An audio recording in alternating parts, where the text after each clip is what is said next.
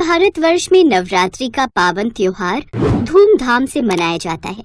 मान्यता है कि माँ दुर्गा की प्रतिमा को पूर्ण रूप से तैयार करने के लिए वैसे तो कई सामग्रियों की आवश्यकता पड़ती है, लेकिन इन 4 चीजों को बहुत जरूरी माना गया है: गंगा की मिट्टी, गोमूत्र, गोबर और वैश्यालय की मिट्टी।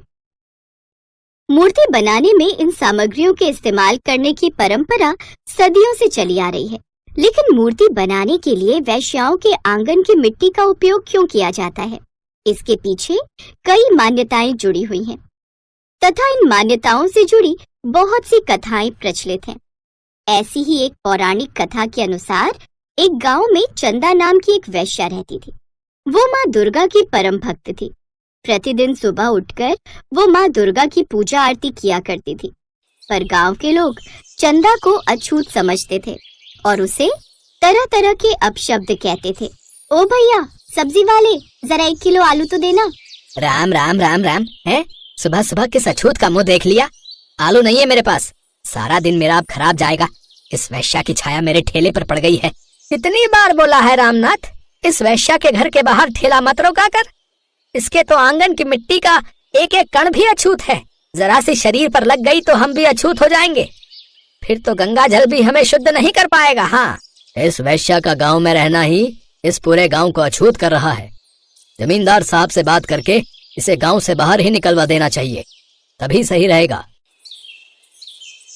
माँ, मैं आपकी रोजाना पूजा करती हूँ, पर मुझे उस पूजा का फल प्राप्त नहीं होता। आप जानती हो, वैश्यावृत्ति मेरे स्वभाव में नहीं है। ये मेरा कर्म है और मैं केवल अपना कर्म करती हूँ। माँ, मैं चाहती हूँ मुझे भी समाज में सम्मान और पहचान मिले। लोग मुझे मेरे कर्मों से नहीं, बल्कि मेरे दिल की भक्ति से जाने।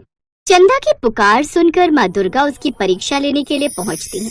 अगले दिन चंदा नदी किनारे पानी भरने जाती है। जैसे ही चंदा पानी भरने के लिए नदी के पास पहुंची, सारी औरतें उसे घृणा भरे स्वर में ताने देने लगी। वहीं पास में नदी किनारे एक कुष्ठ रोगी वृद्ध ब्राह्मणी बैठी थी। वो पानी पिलाने और स्नान करवाने की प्रार्थना कर रही थी, लेकिन आसपास खड़ी किसी भी औरत ने उनकी मदद नहीं की। कोई मुझे स्नान करवा दो, थोड़ा पानी पिला दो, मैं बहुत कमजोर हूँ। हम तो तुझे छुएंगे भी नहीं, अगर हमने तुझे छू लिया तो हमें भी तेरा रोग लग जाएगा। हाँ, एक पहले ही अछूत की गांव में कमी थी, जो ये दूसरी अछूत ब्राह्मणी गांव में आ गई।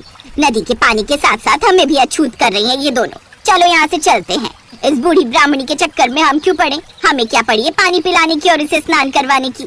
माँ, आप चिंता न करें, मैं आपकी मदद करूंगी। मैं आपको स्नान भी करवाऊंगी और पानी भी पिलाऊंगी। हाँ, तू तो पहले ही पापिन है, तू उसे हाथ लगा देगी तो अच्छा है। तुझे भी एक कुष्ठ रोग हो जाएगा और तू यमलोक तो सिधारेगी। कम से कम हमारे गांव की धरती तो शुद्ध हो जाएगी। बेटी, तुझे मुझसे घृणा नहीं हो रही? सब तो मुझसे दूर भागते हैं, फिर तू क्यों मेरी मदद कर रही है? माँ, मुझसे भी तो पूरी दुनिया घृणा करती है, पर मैंने कभी किसी से बदले में घृणा नहीं की। मुझे पता है कैसा लगता है जब लोग घृणा करते हैं, इसलिए मैं किसी और को वो एहसास नहीं होने देना चाहती।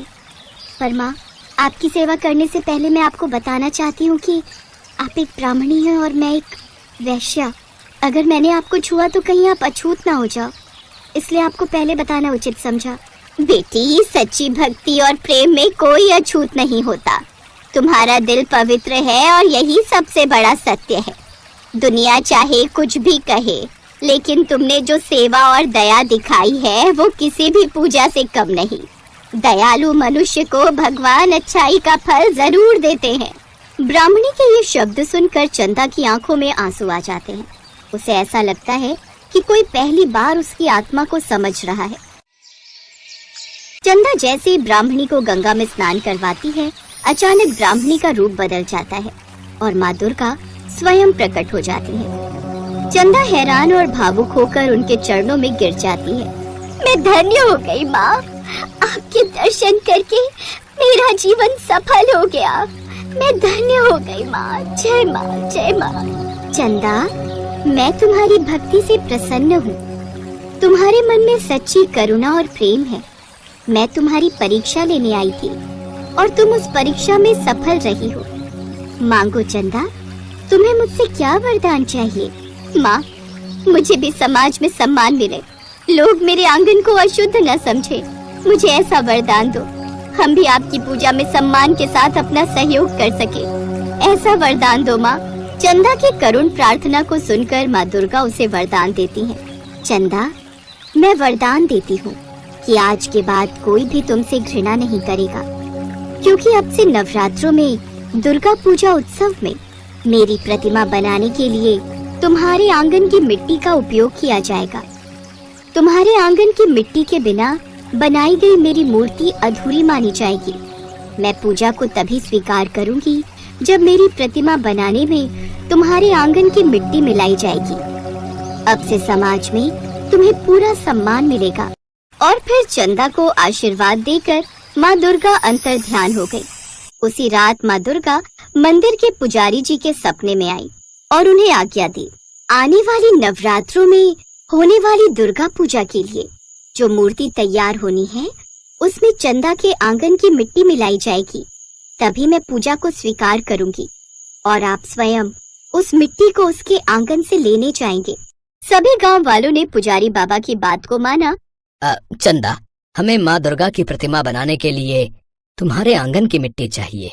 चंदा के चेहरे पर खुशी की लहर दौड़ जाती है, क्योंकि आज माँ दुर्गा ने उसे समाज में सम्मान दिलवा दिया।